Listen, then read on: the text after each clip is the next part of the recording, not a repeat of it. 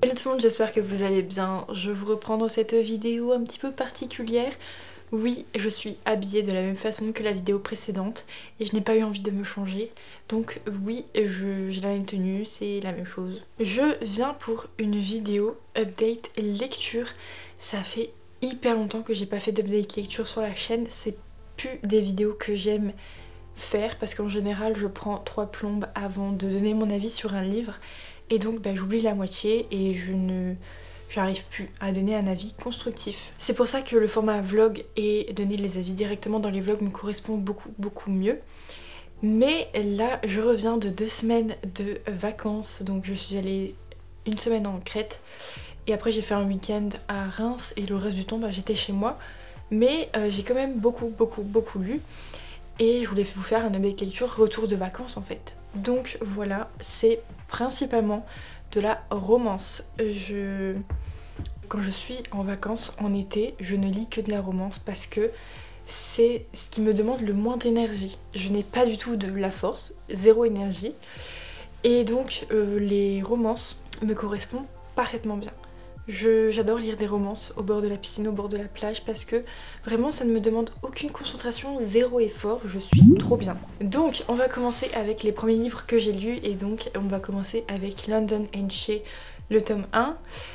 Et puis après je vous donnerai mon avis sur le tome 2 parce que j'ai lu la duologie. Donc London and Shea j'ai voulu lire parce que le tome 2 c'est London qui est devenu une célébrité. Et je voulais absolument lire une romance avec une célébrité dedans. Et donc je me suis dit super, London and Shea, London est célèbre dans le tome 2 et puis on verra bien ce que ça donne. C'est du Brittany Cherry, j'aime beaucoup sa plume, en général ses livres sont de très bonne lecture. Donc on est parti. J'ai commencé le tome 1 où j'attendais absolument rien dans ce tome 1. J'y suis vraiment allée à l'aveugle en mode on verra bien ce que ça donne. Et j'ai adoré ma lecture. Je l'ai lu très rapidement. Hyper rapidement même, donc c'est une romance new adulte. On va suivre London and Shea en fait qui sont dans le tome 1 étudiants à l'école, au lycée, je sais plus exactement où, mais je crois qu'ils sont au lycée ensemble. En fait London and Shea se connaissent depuis des années parce qu'en fait la grand-mère de Shea est femme de ménage dans la maison de London. Donc ils se connaissent un petit peu déjà d'il y a quelques années en arrière. Le truc c'est qu'ils n'ont jamais pu se supporter, ils se détestent. Pourtant Shea est une fille absolument gentille et incroyable et adorable et tout le monde l'adore et elle adore beaucoup de personnes. Et donc en général tout le monde aime Shea. Et là c'est pas le cas avec London. Donc c'est de la se cherche des noises depuis toujours. Et en fait un soir, alors qu'il y a une soirée chez London, quelqu'un, alors j'ai plus le nom, mais quelqu'un va dire à London qu'il n'est pas capable de faire tomber Shea amoureux de lui. Ils vont prendre les paris sauf que Shea a entendu ça. Et donc elle va surenchérir en disant à London qu'elle peut le faire tomber amoureux d'elle avant la fin de l'année scolaire. Et donc ça va être ce jeu de qui va tomber amoureux en premier, comment ils vont tomber amoureux, etc. Voilà en gros pour le résumé de ce livre. J'ai passé un très bon moment parce que je trouve que ce livre aborde beaucoup de sujets sensibles et importants aussi. Vous avez des trigger warnings sur la dépression, drogue, alcool. J'aime beaucoup le personnage de Shea et je pense que c'est le personnage que j'ai le plus apprécié dans ce tome 1. Elle est incroyablement intelligente, je l'adore. Elle est, ouais, je sais pas, c'est un vrai rayon de soleil. C'est un peu un Grumpy Sunshine. Elle est vraiment l'opposé de London et pourtant ils vont si bien ensemble. C'est trop bien, ils sont absolument mignons. Bon après j'avoue que ça reste une romance donc ça tourne un petit peu en rond. Mais ça va, on s'y fait, genre ça va très bien. Mais c'est juste que des fois c'est un peu long, un peu redondant. Par contre ça reste très addictif à lire, très fluide à lire. La plume est incroyable, c'est très fluide. Moi j'ai lu tout ça en anglais. Et en anglais j'ai trouvé que le vocabulaire en anglais était assez simple, c'est familier. Il n'y a pas de mots compliqués parce qu'on n'est pas dans de la fantaisie. Donc à chaque fois si vous voulez commencer des livres en anglais, la new romance et les romances, c'est vraiment pas mal parce que du coup vous n'êtes pas dans un univers de fantasy et c'est pas du vocabulaire trop compliqué. En général c'est le vocabulaire courant donc il n'y a pas de nouveaux mots et ça va être juste de la compréhension et ça va tout seul. Donc bon, j'ai vraiment bien aimé l'ambiance, les personnages de ce livre. Pourtant je m'y attendais pas non plus de ouf, enfin, c'était juste un moment détente comme ça en attendant le tome 2 et je me suis retrouvée à adorer, genre vraiment adorer de ouf. J'ai ressenti tellement de choses avec ce livre, genre vraiment j'avais des palpitations, de stress et tout, enfin genre incroyable, incroyable, ces livres comme ça, mais c'est génial. Donc ouais, j'ai adoré ce tome 1. Pas un coup de cœur, une très bonne lecture et une très bonne surprise aussi du Brittany Cherry, j'ai envie de dire. Et donc c'est sur ça que je me suis lancée sur le tome 2. Le tome 2 qui est une déception. Je suis désolée mais je suis tellement déçue de ce tome 2. Oh là là, horrible. Alors on va suivre London and Shay des années après le tome 1 et j'avoue que j'ai beaucoup moins aimé le personnage de Shay et de... Bon, London ça va, c'était un peu remonté, mais Shay, ça fait comme ça, l'un des gragolades. Je trouve que les personnages manquent tellement de maturité, ils doivent avoir la trentaine ou pas loin, et pourtant, my god, on dirait des adolescents, ou enfin, ouais, des ados quoi. Aucune maturité je trouve de la part des personnages. Ça tourne en rond et que ça tourne en rond et que ça tourne en rond. On aurait pu au moins enlever une bonne centaine de pages au livre. Et vas-y que ça tourne en rond encore et encore et encore. Et moi je veux juste que ça avance et des fois on a l'impression qu'on fait un pas et puis bam on recule. C'était un peu lourd. Un peu lourd. Niveau histoire etc. Personnage, j'ai été extrêmement déçue. J'ai pas spécialement apprécié ma lecture. Mais ça reste du Brittany Cherry et donc c'est très addictif, la plume est toujours incroyable, c'est toujours très fluide à lire, donc en soi ça va, c'est un livre qui m'a pris 2-3 jours de lecture grand max, donc même si j'ai pas trop accroché, c'est pas horrible, genre j'ai pas passé 3 semaines à le lire. Je sais même pas s'il y a vraiment besoin de lire le tome 2 quand vous avez lu le tome 1. Moi je sais que je n'ai pas aimé ce tome 2 et donc je vais faire abstraction de celui-ci, je vais faire comme s'il n'avait jamais existé. Pour moi c'est que le tome 1 et c'est tout. Pas grand chose à dire non plus sur ce tome 2 à part que c'est une déception au niveau des personnages, relation des personnages. Pourtant c'est ce qui doit primer dans une romance, enfin je veux dire c'est une romance donc il faut qu'il y ait de la relation, beaucoup de... Il faut qu'il y ait vraiment de quoi écrire pour la relation quoi, et qu'on ait beaucoup, qu'on ressente plein de sentiments, qu'on ressente plein de choses, qu'on voyage aussi un petit peu et là j'ai rien eu. Le néant. Absolument le néant. Niveau relation, il n'y a rien. Ça n'avance pas. Des fois ça avance et puis ça recule pour qu'au final on enchaîne les dernières pages en un claquement de doigts. Tout se passe à la fin. Donc voilà, en soi cette duologie est pas nulle. C'est pas la meilleure que j'ai lue.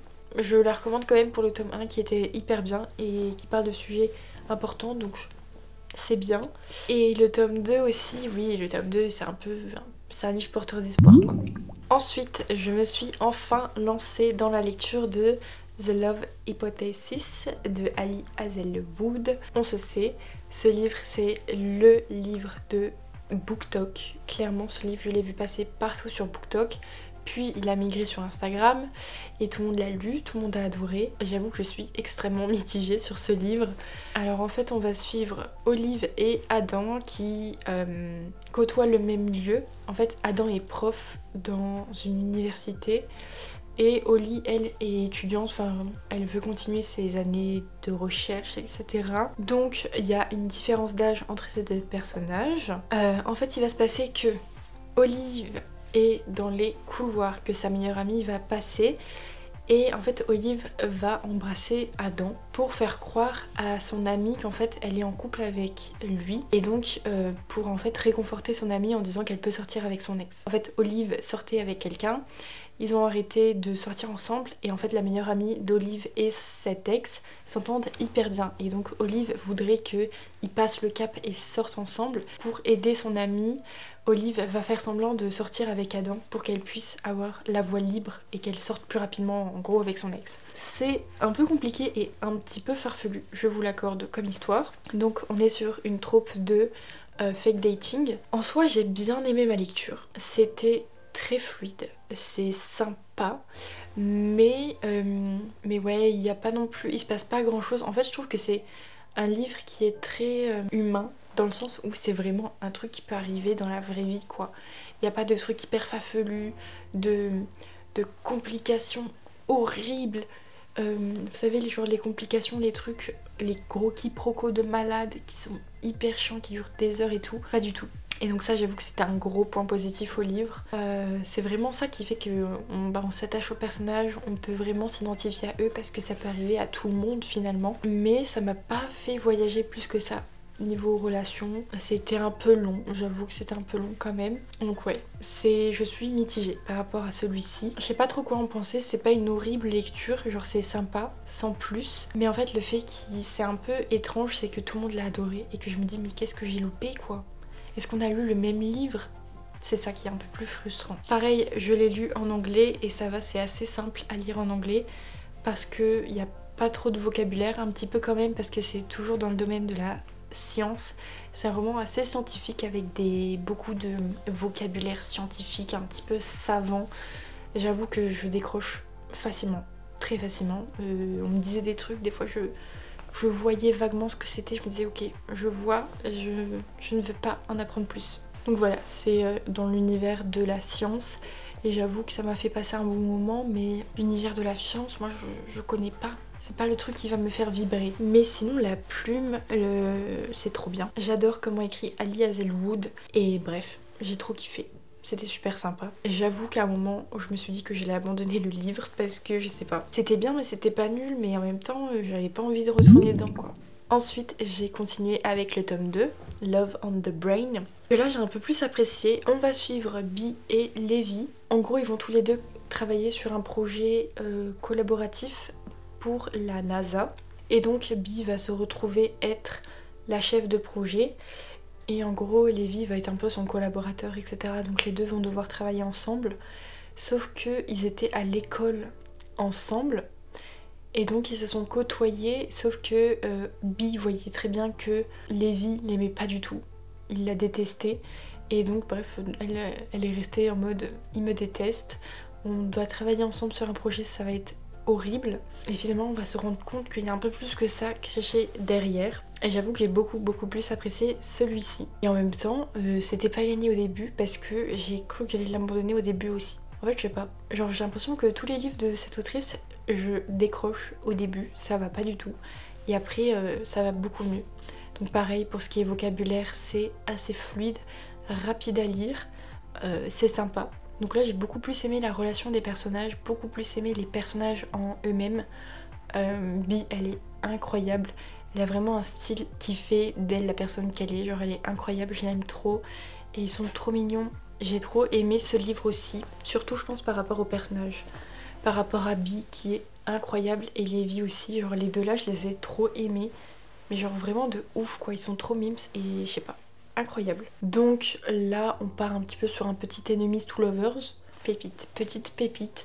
C'est pas non plus un livre qui va casser trois pattes et un canard, mais j'ai bien aimé. On est toujours dans le domaine et l'univers de la science et le lire après The Love Hypothesis, j'avoue que je suis un peu plus dans le bain. Je m'y connais un peu mieux, je vois un peu mieux de quoi on parle, etc.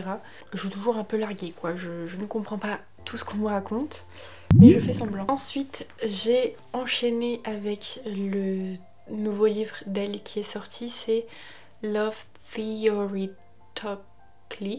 Oui, je crois que c'est ça. Donc bon, c'est le nouveau qui est sorti il y a pas longtemps, que je me suis acheté il y a pas longtemps, que j'ai dû racheter pour la vidéo. Donc je l'ai pris, je l'ai lu et je l'ai trouvé aussi sympa. Pour moi il se situe entre le tome 2 et le tome 1 niveau appréciation. En gros on va suivre Jack et Esil. Esil je crois, je sais plus, Elise ou Esil. Elle a été à l'université. Là elle n'a pas pu continuer ses recherches parce qu'elle n'avait pas les moyens, parce qu'elle n'avait pas le matériel nécessaire. Donc là elle est un petit peu en manque d'argent. Elle a une application qui va permettre d'être la fausse petite amie des gens. En gros c'est les gens s'ils ont besoin de quelqu'un, de faire semblant d'être avec quelqu'un pour la famille, pour des occasions ou quoi, et bien Esil est envoyée pour ça. Et donc c'est comme ça qu'elle va rencontrer le frère de Jack, où ils vont prétendre être ensemble. donc au repas de famille, etc. Et en fait, elle va s'inventer une vie. Jack va du coup penser que Elise est cette personne, etc. Et en fait, elle va passer un entretien pour un travail. Et donc, il va se trouver qu'elle va voir Jack, en fait, qui est là et qui est un jury. Et donc, il va se rendre compte qu'elle a menti, bref, il va se rendre compte de plein de choses. Et en gros, voilà. Plus il y a affinité, si vous voyez un petit peu ce que je veux dire. Donc voilà, j'ai bien aimé celui-ci. J'avoue que je l'ai terminé il n'y a pas très longtemps, donc c'est encore assez frais dans ma tête. C'était sympa, encore une fois, mais c'est pas non plus des livres qui cassent trois pattes à un canard. Genre, ils sont sympas, divertissants, mais c'est pas non plus le livre de l'année. Vous avez encore une fois un livre qui parle de l'univers de la science scientifique. Et j'ai bien aimé les personnages, j'ai bien aimé leurs relations. Donc voilà, ça m'a fait passer un bon moment. J'avoue que je sais pas du tout quoi vous en dire de plus, quoi. Enfin, c'est des livres, ils sont sympas, c'est fluide, rapide à lire, assez addictif, les personnages sont sympas. Après, j'avoue que j'ai du mal à comprendre toute la hype qu'il y a autour de ces livres. Je comprends la hype autour de la plume, autour de l'univers de l'autrice. Donc tout ce qu'elle a réussi à écrire, etc. Je trouve ça hyper intéressant et très bien fait. En soi, les livres, ils sont bien, mais pas ouf, quoi. Ensuite, j'ai lu The Seven Husbands of Evelyn Hugo, donc en français Les 7 maris d'Evelyn Hugo. C'était ma lecture audio des vacances et sachez que c'était trop bien. Je pense même que c'est un petit coup de cœur pour moi. Déjà parce que le livre audio est extrêmement bien fait. Vous avez 3 voix, donc une pour celle d'Evelyn Hugo au présent, une de celle du passé et vous avez en plus celle de Monique. En gros, on va suivre Evelyn qui était une grande actrice dans les années 60, je crois bien. Et en fait, elle va décider, en gros, à l'heure d'aujourd'hui, je sais plus ça se passe en quelle année après, elle va décider de demander à Monique, une rédactrice, d'écrire son autobiographie, mais de publier son livre qu'une seule fois que Evelyn sera décédée. Evelyn va raconter à Monique toute sa vie, en fait, comment est-ce qu'elle a eu 7 maris dans une vie, comment elle est devenue la personne célèbre qu'elle est, et vraiment sa vie est hyper intéressante. C'est vraiment un livre incroyable au niveau de l'écriture qui est hyper fluide, c'est vraiment très immersif comme histoire et c'est excellent de varier les chapitres. Des fois on est au passé, des fois au présent, etc. Il n'y a pas de chapitre à proprement parler. Et du coup on va varier les points de vue. J'avoue que j'ai adoré les points de vue du passé plus que ceux du présent. Et en même temps on va suivre un petit peu la vie de Monique. Et j'ai adoré ces femmes, elles sont incroyables. Et j'ai encore plus aimé Evelyn, en fait, j'adore Evelyn. Et quand on se rend compte de plein de choses, enfin bref, c'est un livre qui est vraiment incroyable à écouter en livre audio. Enfin moi je pense que les livres de cette autrice sont parfaits à lire en livre audio. J'avais lu Daisy Jones and Six en audio aussi, qui était excellent. Et là, celui-ci aussi, pareil, incroyable, j'ai trop aimé. C'est un livre qui va aussi traiter des personnages gays, donc vous avez les thématiques LGBT dedans, pour l'époque en plus. Donc vraiment c'est incroyable, j'ai trop aimé, c'est hyper fluide. Pour ce qui est de l'anglais, donc je l'ai écouté et c'était pas compliqué à comprendre. Enfin c'est assez fluide au niveau des voix. Les accents sont pas difficiles, j'avoue. C'est très clair, donc on comprend tout correctement. J'avoue que du coup j'ai pu avancer un petit peu la vitesse de l'écoute. J'étais en 1.5 parce que des fois ça prend beaucoup de temps, il y a des longues pauses, etc. Et je me sentais de pouvoir aller un peu plus vite. Et donc j'ai pu l'écouter un peu plus vite. Et il me semble que c'est un livre qui doit faire 12 heures. Il fait 12 heures d'écoute. Et je l'ai en soi écouté quand même rapidement. En 2 jours, je l'ai saigné bien comme il faut en 2 jours. Après j'ai pris 3 jours pour le reste. Mais sinon je l'ai bien saigné 2 jours. Hein. Et c'était hyper addictif. Vraiment, une fois qu'on est dedans, j'avais pas envie d'en sortir pour lire autre chose. Je voulais vraiment continuer ma lecture audio, quoi. Et pour finir cette vidéo, j'ai également lu 4 tomes de Haikyuu. J'ai lu du tome 15 à 18. Et je voulais vous faire un point rapide parce que ça fait un moment que je lis du Haikyuu, mais je fais pas forcément souvent d'update parce que je mets 3 plombes à avancer dans le manga. Mais je lis toujours Haikyuu, c'est toujours hyper bien. Je me suis énormément adaptée au dessin. Et là vraiment je suis à fond. Je suis dans les tournois nationaux. Je crois que c'est les tournois nationaux avec le deuxième match qu'il y a eu contre Aoba Josai. Et là ils sont contre Shinozushi, je sais plus trop. Et donc je suis à fond, j'aime trop, j'ai qu'une envie, c'est de continuer en fait, parce que là la tension et tout, c'est trop bien, j'adore ces personnages, j'aime beaucoup l'univers de Haikyuu. Et ça me donne absolument envie de regarder le manga encore une fois. Et en même temps ça me donne envie de continuer le manga parce que je veux savoir ce que je ne sais pas encore. Je veux vraiment en apprendre plus, c'est incroyable, j'aime trop ces personnages. Tout simplement, Haikyuu est incroyable. Et donc voilà pour cette vidéo. J'essaie de faire rapide, concis, sans que ça prenne 3 plombes. Je ne sais pas si j'aurai réussi ma mission. En tout cas, j'espère que cette vidéo vous aura plu. En attendant, je vous fais plein de gros bisous et je vous dis à très bientôt. Bye!